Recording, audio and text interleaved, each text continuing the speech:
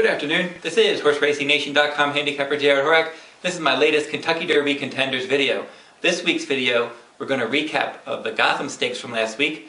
We're going to talk about some of the workouts that contenders have had recently, and then we're going to preview the Tampa Bay Derby and the San Felipe, and they'll both be run on Saturday, March 9th.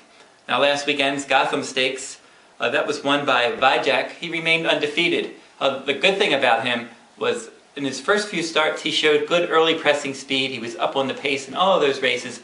In the Gotham Stakes, he came from well back, rallied nicely to win under Joel Rosario. Now that's a good new dimension. That may help his chances as he faces better company and also as he runs in longer races.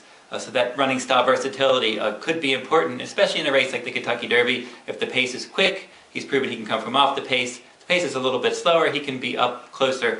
The only thing with him is I still don't know how fast he really is. He got a 93 Beyer speed figure. I think he is probably more like a grade 3 type, but you can never discount horses that are undefeated, and they have that good versatility as well. So he's one that we should definitely keep an eye on. He'll probably go next in the Wood Memorial.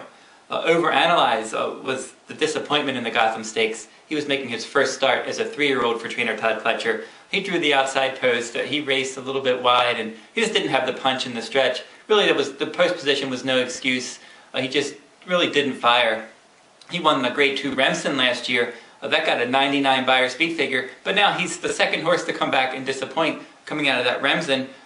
Normandy Invasion, he disappointed in the Risen Star Stakes at the Fairgrounds earlier in February. So now maybe that race really wasn't that strong. Overanalyze does deserve another chance, second off the layoff, but he certainly did not look like a Kentucky Derby contender in the Gotham Stakes. Now, some of the recent workouts for some of my top contenders. Revolutionary is actually my top-ranked contender. He breezed 4 furlongs in 49.85 at Palm Meadows on March 3rd. He's going to go probably in the Louisiana Derby next. That's probably a good spot for him. He overcame trouble in his last start, and he was able to win nicely. Some of the trouble was his own doing. He got himself in traffic, but he weaved his way through. He got the job done. I think Fairgrounds should be a good track for him. It's a little more fair than a track like Gulfstream, where he would probably have a lot of trouble because he likes to break a little bit slow. And over a track like Gulfstream, if you break slow, you're in big trouble. But I think Fairgrounds, it plays a little more fair, has that longer stretch, and I think this is a good spot for him. Super 99 for trainer Bob Baffert.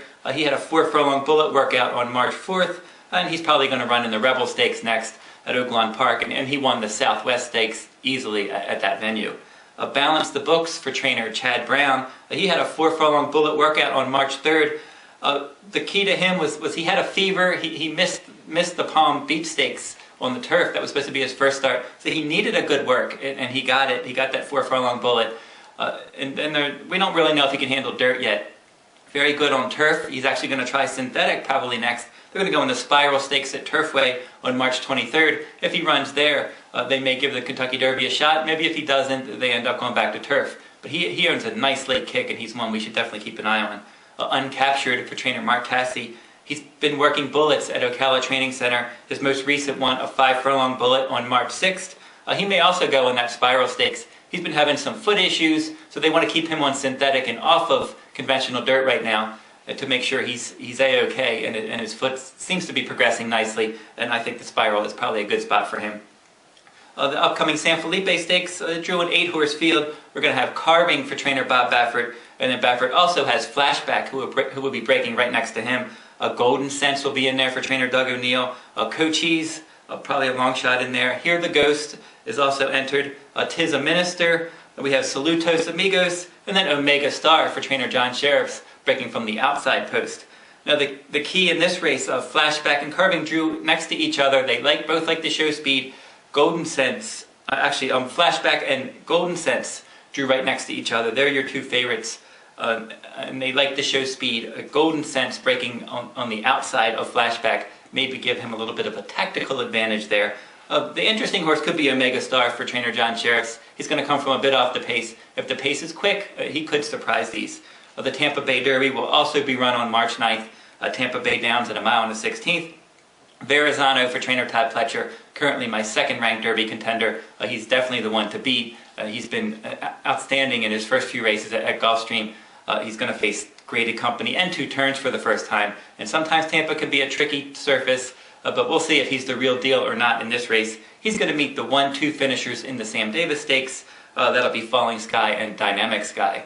If you go over to horseracingNation.wordpress.com, you can see my latest Kentucky Derby Contenders blog, and this video will be posted there as well. And for all the latest Kentucky Derby information, workout reports, videos, breeding information, go to horseracingNation.com, click on the Kentucky Derby Contenders page. That'll wrap up this week's video. This is horseracingNation.com handicapper Jared Horak.